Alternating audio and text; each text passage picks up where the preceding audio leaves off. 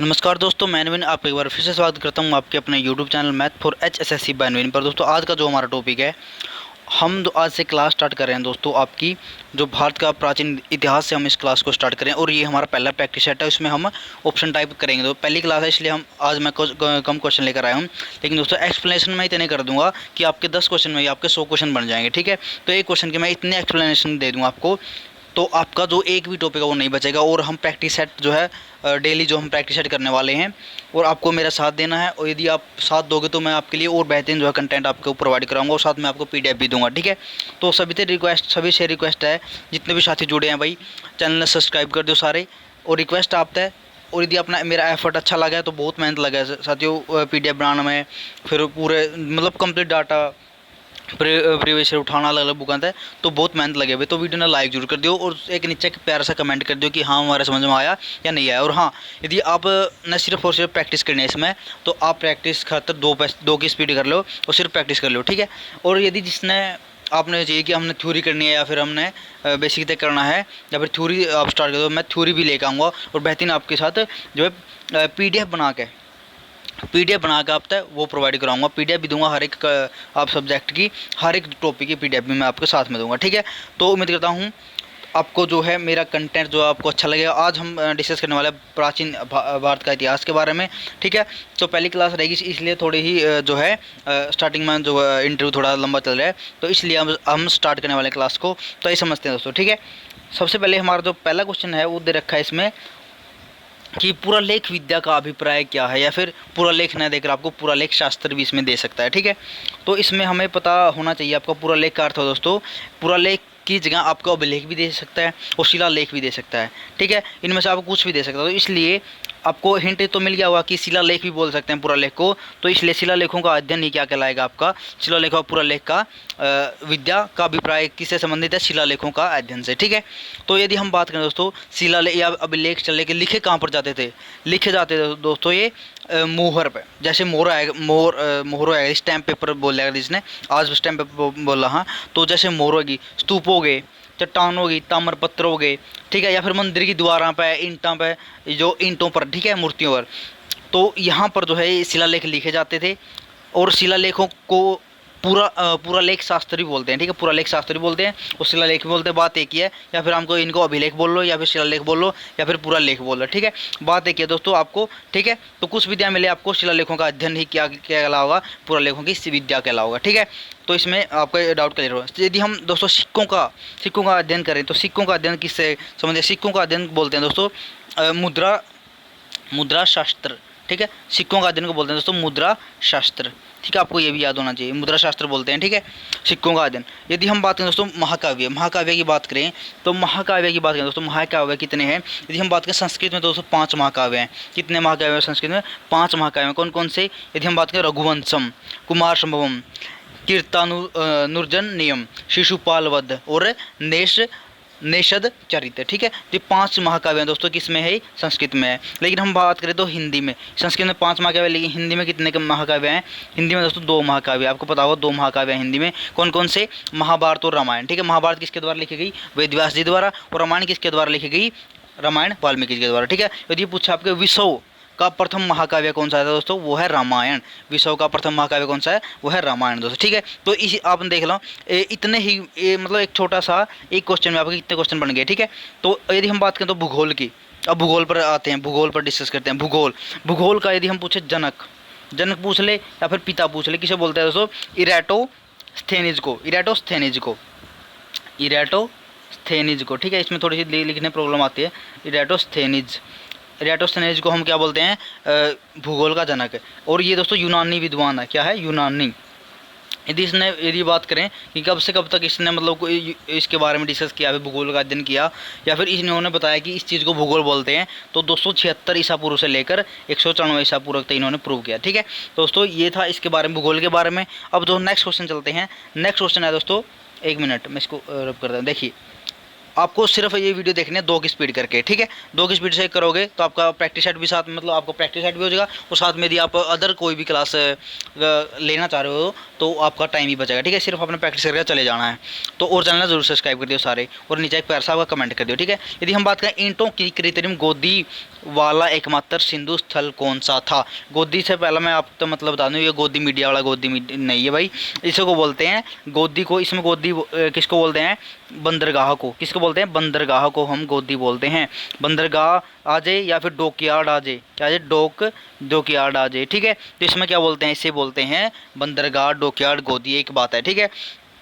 तो ये कहाँ पर है दोस्तों, सिंधु घाटी सभ्यता में लोथल में है दोस्तों। कहाँ पे है, लोथल में। आपका लोथल में लॉक कर दोगे, ठीक है। यानी क्वेश्चन नंबर 2 का आंसर क्या आएगा, 1 आएगा, यानी लोथल आएगा, ठीक है। यदि हम बात करें दोस्तों लोथल की, तो सबसे पहले हम देखिए जो भी आएगा हम उसको एक एक करके डिस्कस करेंगे, ठीक है।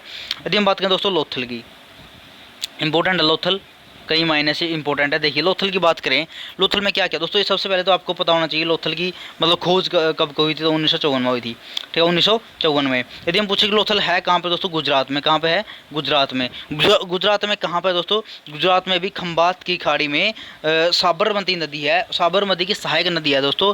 क्या नदी को क्या नाम है उस नदी का, उसके नदी का नाम है दोस्तों भोगवा नदी। क्या नाम है, भोगवा नदी। यानी कि आपको समझ में आ गया, भोगवा नदी का किनारा स्थित है दोस्तों कौन, लोथल, ठीक है। और लोथल था आपने के, और लोथल के कैसे मिला है, लोथल का मिला है दोस्तों अग्निकुंड मिला है। क्या मिला है, अग्निकुंड, या फिर आप यज्ञ कुंड मिला है, अग्निकुंड मिला है, ठीक है। और क्या मिला है, अन्न के साक्ष्य मिला। और क्या मिला है दोस्तों, अन्न के साक्ष्य भी कहाँ तक मिले हैं, आपके लोथल तक मिले हैं, ठीक है। और क्या मिला, क्यास की चूड़ी, क्या जो रेत द्वारा घिसा गया या फिर चिपचिपा पदार्थ द्वारा बनाई हुई है, क्यास की चूड़ी, ठीक है। और दोस्तों यहाँ पर लोथल में और क्या क्या क्या इसमें व्यवस्था थी घरों की। घर दोस्तों इसमें घर जो है वो तो कच्ची ईंटों से जो है बने होते थे, लेकिन दोस्तों जो नालियाँ थी ना, नालियाँ, तो नालियाँ दोस्तों पक्की ईंटों से बनी थी। किससे, पक्की ईंटों से, ठीक है। तो आपको ये बात ध्यान में रखनी है दोस्तों, ठीक है। तो उम्मीद करूँ आपको वीडियो समझ में आ रही होगी और अच्छा भी लग रहा होगा, ठीक है। और अब नेक्स्ट क्वेश्चन 3 पर चलते हैं। थर्ड क्वेश्चन क्या बोल रहा है इसमें, तो दोस्तों थर्ड क्वेश्चन आपका, सिंधु घाटी सभ्यता की मुख्य विशेषता क्या थी, या फिर थी कौन कौन सी व्यवस्था थी दोस्तों। इसमें एक था दोस्तों, क्या था इसमें था कि दोस्तों ये जो रहते थे ना वो शहरी, मतलब रहन सहन कैसा था इनका, शहरी तरीके से। जैसे कि आर्य सभ्यता थी वो ग्रामीण थी, वैसे ही जो सिंधु घाटी सभ्यता थी वो कैसी थी, वो व्यवस्थित शहरी जीवन बिताते थे, यानी कि वो शहर की तरह रहते थे, ठीक है। इसमें दोस्तों बड़े बड़े क्या होते हैं, दुर्ग होते हैं। दुर्ग किसे बोलते हैं, दुर्ग बोलते हैं किलों को, किले होते थे, ठीक है, किले। कौन रहता था उसमें, उसमें शासक रहते थे, जो भी शासन करते थे, शासक या फिर मुखिया बोल दो, शासक रहते थे, ठीक है। और जो मतलब मुख्य शहर कौन कौन से थे इनके, एक तो लगा लो, एक तो था हड़प्पा, ठीक है, हड़प्पा। और एक लगा लो, एक था मोहनजोदड़ो, ठीक है, मोहनजोदड़ो। ये 2 शहर थे दोस्तों, और इनमें जो बड़े बड़े दुर्ग बने होते, किले बने होते थे, जहाँ पर शासक रहते थे। और इनके साथ में जो इन किले होते हैं उनके साथ में शहर या फिर एक छोटा सा कस्बा बसता था, ठीक है, जिसमें छोटे छोटी बस्तियाँ रहती थी। तो यही व्यवस्था क्या कहलाती है, शहरी व्यवस्था या शहरी जीवन जो है इस तरह से वो बिताते थे, ठीक है। यदि हम बात करें दोस्तों 4th क्वेश्चन की, देवी माता की पूजा संबंधित, किससे संबंधित देवी माता की पूजा दोस्तों, सिंधु घाटी सभ्यता से, ठीक है। यानी कि देवी की पूजा कहाँ होती थी, सिंधु घाटी सभ्यता में किसकी पूजा होती थी, देवी की पूजा होती थी, ठीक है। जैसे कि मोहनजोदड़ो में क्या मिली है, मोहनजोदड़ो में स्त्री की मूर्ति मिली है, वो काश्य की मूर्ति मोहनजोदड़ो में मिली है, मोहनजोदड़ो में, ठीक है। जैसे इसका आंसर क्या आएगा, बी आएगा, सेकंड आएगा सिंधु घाटी सभ्यता के साथ, ठीक। मतलब जो देवी की पूजा किससे संबंधित है, तो सिंधु घाटी सभ्यता के साथ। जो मोहनजोदड़ो है दोस्तों, मोहनजोदड़ो, इसमें दोस्तों काश्य नर्तकी की मूर्ति मिली है। और जो पाकिस्तान बोल रहा है कि जैसे मोहनजोदड़ो तो वैसे तो पाकिस्तान में है, यानी फिलहाल जो स्थान कहाँ पे है, पाकिस्तान में है दोस्तों, ठीक है। अब वो बोल रहा है कि ये हमारी मूर्ति है भाई, मारता वापस दो, तो पता ही आपको, ठीक है। तो ऐसे नहीं दी जाती मूर्ति, क्योंकि तब तो इंडिया ही था ना, तो सारा इंडिया था, तो इस हक भी जो है अपना है इस पर अभी तक, ठीक है। तो पाकिस्तान वैसे मांग कर रहा है कि जो इस मूर्ति का जो हक है तो लीगल रूप हमारा है, तो हमें वापस करी जाओ, ठीक है। तो ये इंडिया की कोई प्रतिक्रिया नहीं आई है, आओगी तो मैं आपको बता दूंगा साथ में, ठीक है। यदि हम बात करें तो इसका आंसर आएगा बी, मोहनजोदड़ो किस नदी के किनारे स्थित है। आपके जिस भी, मैं ट्रिक बता रहा हूँ आपको, ट्रिक क्या है, जिस भी शहर के पीछे दड़ो लगा मिले, दड़ो, वो किस नदी के किनारे स्थित है, वो सिंधु नदी के किनारे स्थित है, ठीक है। यदि हम बात करें हड़प्पा किस नदी के किनारे, हड़प्पा दोस्तों रावी नदी के किनारे स्थित है, रावी नदी के किनारे स्थित है दोस्त, ठीक है। आपको इतना समझ में आ गया होगा। और दोस्तों नृत्य की जो कांस्ययुगीन मूर्ति है वो कहाँ से मिली है नर्तकी की, वो मिली है मोहनजोदाड़ो में। और हड़प्पा में क्या मिला दोस्तों, हड़प्पा में वैसे तो मिली है मूर्ति, लेकिन मूर्ति कहाँ पर, वहाँ पर मुद्रा थी, जो मुद्रा थी यहाँ पर मुद्रा में क्या मिला है, मुद्रा पर छपी हुई एक स्त्री की मूर्ति है, स्त्री जिसके पैर जो है फैले हुए हैं, पैर फैले हुए हैं, और गर्भ से क्या निकला, उसमें पौधा निकला हुआ है। ठीक है, वो मूर्ति कहाँ से मिली है, वो हड़प्पा से मिली है। आपको पजल नहीं होना है, जो नर्तकी की मूर्ति मिली है वो मोहनजोदाड़ो से मिली है, और जो जिस स्त्री के गर्भ से पौधा निकल रहा है वो कहाँ से मिली है, वो मुद्रा हड़प्पा से मिली है। ठीक है, आपको ये ध्यान रखना, पजल नहीं होना है। और नेक्स्ट क्वेश्चन दोस्तों हमारा फिफ्थ क्वेश्चन है, मोहनजोदड़ो में सबसे बड़ा भवन किसे बोला, तो धान्यागार। क्या है, धान्यागार। इसमें धान्यागार लिखा नहीं गया दोस्तों, धान्यागार इसलिए मैंने यहाँ पर लिख दूंगा, ये धान्यागार है दोस्तों, धान्यागार। ठीक है, धान्यागार है। तो सबसे बड़ा जो है क्या है, मोहनजोदड़ो में सबसे बड़ा भवन कौन सा है, धान्यागार। धान्यागार भी बोलते हैं दोस्तों, इसे अन्नागार भी बोलते हैं, अन्नगार यानी जहाँ पर अनाज स्टोक करके रखा जाए, अन्नागार भी बोलते हैं। और इसे बोलते हैं अन्न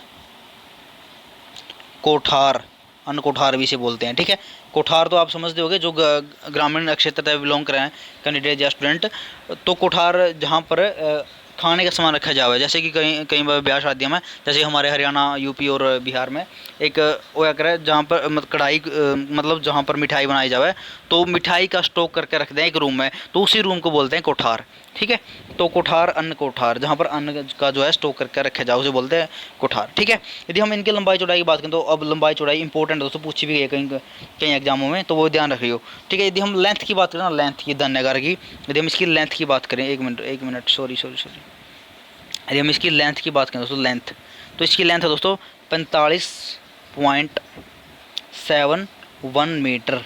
ठीक है, यदि हम इसकी ब्रेंथ की बात करें दोस्तों, ब्रेंथ यानी कि चौड़ाई की बात करें तो 15.23 मीटर। ठीक है, ये इसकी लेंथ और ब्रेंथ है, आपको ध्यान रखनी है, स्क्रीनशॉट ले सकते हो। ठीक है, वैसे मैं आपकी पीडीएफ जो ये पीडीएफ है वो भी मैं शेयर कर दूंगा आपके साथ ग्रुप में। ठीक है, तो हमारा ग्रुप है मैथ फॉर HSC बेनविन, टेलीग्राम पर जाकर ज्वाइन कर लेना, हर प्रकार की मैं आपको वहाँ पर अपडेट देता रहूँगा। और आपके इंपॉर्टेंट नोट्स जो मैंने बना रखे हैं मेरे, और जो भी इंपॉर्टेंट है नोट्स, वो मैं आपके वहाँ पर शेयर करता रहूँगा आपके साथ। ठीक है, तो एक बार टेलीग्राम चैनल को ज्वाइन जरूर कर लेना।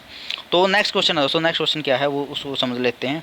अगला क्वेश्चन दोस्तों, हड़प्पा सभ्यता की खोज किसने की, हड़प्पा सभ्यता की खोज बताना हमने किसने की है भाई, हड़प्पा सभ्यता की खोज किसने की है, दयाराम साहनी ने। अब समझते हैं हड़प्पा सभ्यता के बारे में। सबसे पहले मैं बता दें कि हड़प्पा सभ्यता किस नदी किनारे स्थित है, रावी नदी किनारे। ठीक है कहाँ है स्थान, ये अभी पाकिस्तान में, फिलहाल पाकिस्तान में। ठीक है, रावी नदी किनारे स्थित है। और क्या इसकी जो खोज है दोस्तों, वो दयाराम साहनी ने करी है। किसने, दयाराम साहनी ने, दयाराम साहनी ने। ठीक है, साहनी। ठीक है, आपने समझ लेना है। वैसे जो मैं बोलूँ वो लिखाई पर मत जाना, क्योंकि हाथ से लिख रहा हूँ अभी, तो इसलिए साफ लिखाई जो है नहीं आई हुई है। तो दयाराम साहनी ने, रावी नदी के तट पर आपको ये स्थान मिलने वाला है।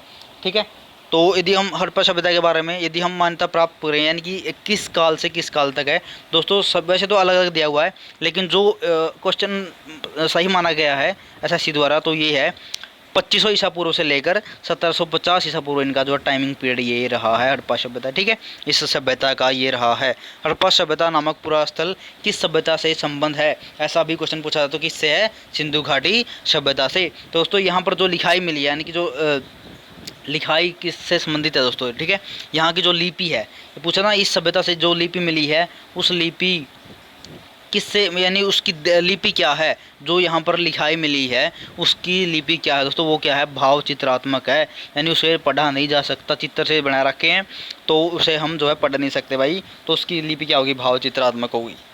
ठीक है, तो यदि हम बात करें नेक्स्ट क्वेश्चन की, तो मोहनजोदाड़ो या मोहनजोदड़ो का क्या अर्थ है दोस्तों, सभी ने पता है, इसका अर्थ है मृतकों का टीला। क्या अर्थ है दोस्तों, मृतकों का टीला इसका अर्थ है। ठीक है, मृतकों का टीला इसका अर्थ आपको समझ में आ गया होगा। तो यदि हम और बात करें कि मूर्ति पूजा का आरंभ कब से माना जाता है यहाँ पर मूर्ति पूजा, तो ये क्वेश्चन मैं अलग करवा दूंगा। ठीक है, आपके अलग करवा दूंगा। अब देखना दोस्तों, अगर नेक्स्ट क्वेश्चन क्या है, और हम यदि हम अगला क्वेश्चन देखें, वो है किस स्थान पर हड़प्पा समय के रथ की एक प्रतिमा प्राप्त हुई है, किस स्थान पर मिली है भाई, किस स्थान पर मिली है।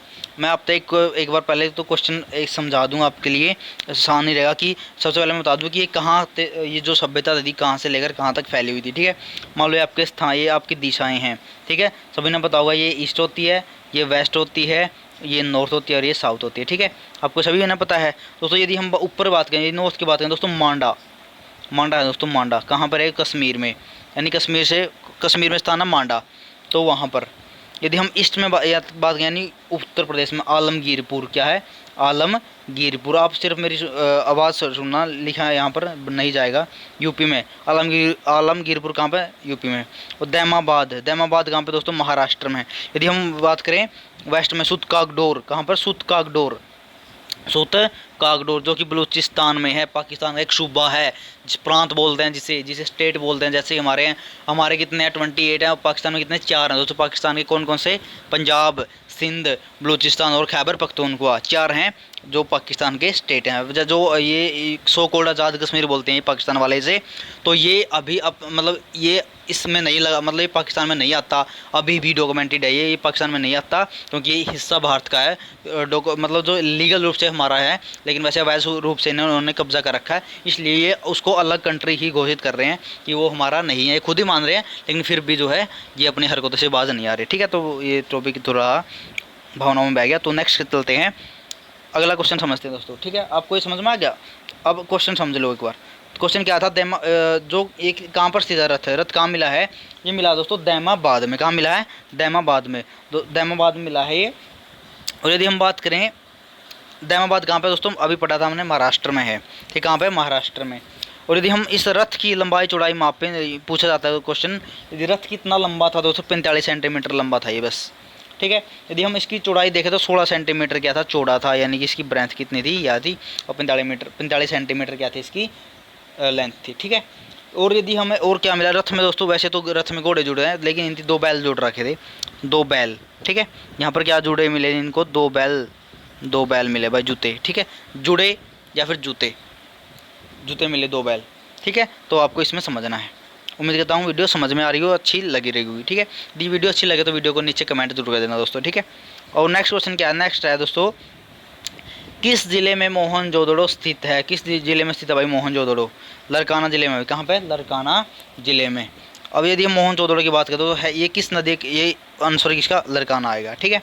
अब यदि हम बात करें मोहनजोदड़ो स्थित कहाँ पर है, पाकिस्तान में है, पाकिस्तान में कहाँ पर, लरकाना जिले में। जैसे कि हमारे ज़िले हैं तो वैसे भी वहाँ पर ज़िले, सूबे, वही बस थोड़ी सी उर्दू में लैंग्वेज चेंज कर दी, ठीक है। प्रांत को वहाँ पर सूबे बोल दिया जाता है, हमारे यहाँ हम स्टेट बोलते हैं या फिर हम राज्य बोलते हैं हिंदी में, ठीक है। अब यदि हम लरकाना की बात करें दोस्तों, मोहनजोदड़ो लरकाना में स्थित है। मोहनजोदड़ो का अर्थ क्या होता है, मृतकों का टीला, हमने पढ़ लिया था, ठीक है।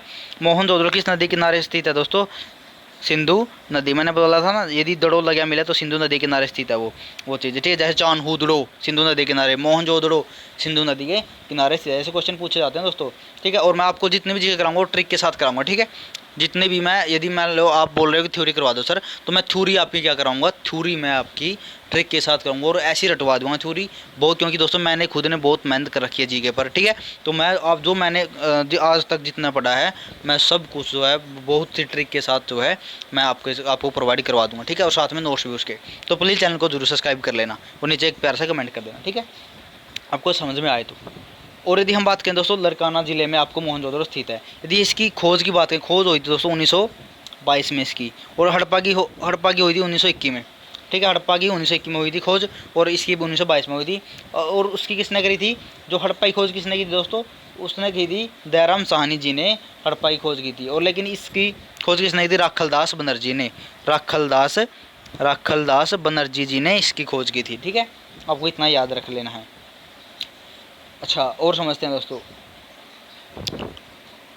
सत्यमेव जयते किस ग्रंथ से लिया गया है, सत्यमेव जयते किस ग्रंथ से लिया गया है दोस्तों, सत्यमेव जयते मुंडको उपनिषद से लिया गया। अब इससे क्वेश्चन आपके बहुत इंपॉर्टेंट पूछे जाते हैं सत्यमेव जयते से, ठीक है। एक तो ये हमारा क्या हो गया, राष्ट्रीय श्लोक हो गया, यानी कि ये हमारा क्या है, राष्ट्रीय प्रतीक है, राष्ट्रीय प्रतीक, ठीक है। ये क्या है, राष्ट्रीय प्रतीक है हमारा, जैसे कि हमारा राष्ट्रीय चिन्ह है, हमारा राष्ट्रीय पशु है, राष्ट्रीय पक्षी है, वैसे ही जो हमारा राष्ट्रीय वाक्य है वो क्या है, मुंडको उपनिषद, सत्यमेव जयते है, ठीक है। इसकी अर्थ क्या होता है, सत्य की हमेशा क्या होती है, जीत होती है, ठीक है, इसका अर्थ यही है।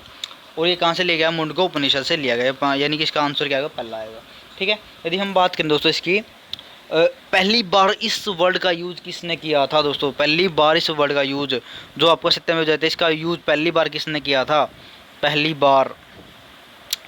बार क्या दोस्तों, मदन मोहन मालवीय जी ने, मदन मोहन मालवीय जी ने कहाँ पर किया था दोस्तों, कांग्रेस अधिवेशन में किया था। कहाँ पर मदन मोहन मालवीय जी ने क्या किया था, इसका पहली बार यूज़ किया था मदन मोहन मालवीय ने, ठीक है, मालवीय ने, ठीक। और अभी दोस्तों इनको 2015 में क्या मिला था, भारत रत्न भी 2015 में मदन मोहन मालवीय जी को मिला था। लेकिन इसने यूज़ मदन मोहन मालवीय जी ने यूज़ 1918 में किया था कांग्रेस का अधिवेशन में, ठीक है। लेकिन भारत रत्न 2015 में मदन मोहन मालवीय जी को भारत रत्न मिला है, ठीक है। कांग्रेस का अधिवेशन में इस वर्ड का यूज किया गया था दोस्तों, ठीक है। तो उम्मीद करता हूँ दोस्तों आपको वीडियो अच्छी लगी होगी, समझ में आएगी। तो हमारे चैनल का नाम है दोस्तों math for HSSC binary Telegram पर, तो आप ज्वाइन कर सकते हैं और चैनल को जरूर सब्सक्राइब कर दीजिए। हमारा आपको एफर्ट अच्छा लगे, ठीक है। और जो भी कमियां रही हैं तो आप मेरे को बता देना नीचे कमेंट में, ठीक है, क्योंकि थोड़ी सी हरियाणवी यूज हो जाती है। कोई नहीं, मैं कोशिश करूँगा दोस्तों आपको सही समझ में, आपको सही समझाने की, ठीक है। और दोस्तों बहुत मेहनत लगती है क्वेश्चन बनाने में, क्वेश्चन छांटने में, क्वेश्चन कौन सा इंपॉर्टेंट कौन सा छोड़ना है, कौन सा सेलेक्ट करना है, तो बिल्कुल बहुत ज़्यादा मेहनत लगती है दोस्तों। तो आपसे रिक्वेस्ट है कि प्लीज़ चैनल को जरूर सब्सक्राइब कर देना और वीडियो को जरूर लाइक कर देना। और जो साथी हमारे साथ जुड़ना चाहता है तो टेलीग्राम पर जुड़ सकता है, मैं कंप्लीट PDF वहाँ पर जो आपकी ये भेज दूंगा, वहाँ से आप इसको डाउनलोड करके पढ़ सकते हैं, ठीक है। तो ये मैं तो डेमो क्लास लगा लो, मान लो ये डेमो क्लास थी, लेकिन हम कल से बिल्कुल बेस्ट, मतलब परसों से मंगलवार से बिल्कुल बेस्ट तरीके से हम पढ़ने वाले हैं, ठीक है। और कोशिश रही तो लाइव क्लास भी हम चलाने वाले हैं दोस्तों, ठीक है। तो आप लाइव क्लास में जुड़ सकते हैं, उसकी भी टाइमिंग आपको बता दूंगा। लेकिन अभी ऐसा कोई भी हमारा प्लान नहीं है, आगे चल के देखेंगे कि लाइव क्लास का करेंगे या सेटअप नहीं करेंगे, ठीक है। तो जो साथी जुड़ा है चैनल को जरूर सब्सक्राइब कर लेना। और एक रिक्वेस्ट है, आपने सिर्फ प्रैक्टिस करनी है तो सिर्फ इस वीडियो को 2 की स्पीड से आप आसानी से जो है देख सकते हो। मिलते हैं अगले वीडियो में दोस्तों, धन्यवाद, जय हिंद सभी साथियों को, राम राम।